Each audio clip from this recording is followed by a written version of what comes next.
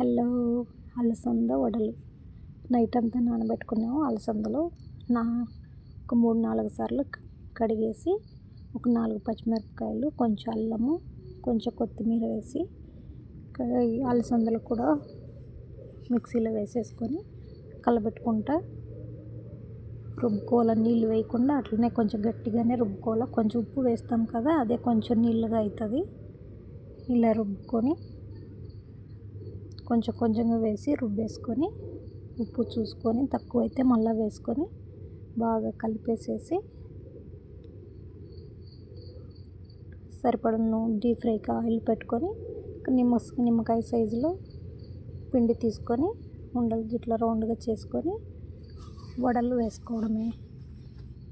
అన్ని వడలు ఇలాగే వేసుకోవాలి. ఆ సైడ్ ఈ సైడ్ కాల్చుకుంటూ గోల్డెన్ కలర్ వచ్చేంత వరకు కాల్చుకొని తీసుకోవడమే. అన్నీ ఇలాగే కాల్చుకొని తీసుకోవాలా. దీంట్లో ఆనియన్స్ వేయలేదు. కొంచెం ఆనియన్స్ కూడా కట్ చేసి సన్నగా కట్ చేసుకొని అవి కూడా వేసేసి బాగా కలిపి అవి అలాగే వడలు వేసుకోవాలి. ఆనియన్స్ వేసి అయినా చేసుకోవచ్చు, వేయకుండా అయినా చేసుకోవచ్చు, మీ ఇష్టం. అందరూ ట్రై చేయండి. చికెన్ వడలు సూపర్ కాంబినేషన్. అందరూ ట్రై చేయండి. ఈ వీడియో నచ్చినట్టయితే లైక్ చేయండి, షేర్ చేయండి, తప్పకుండా ట్రై చేయండి. Thank you for the watching.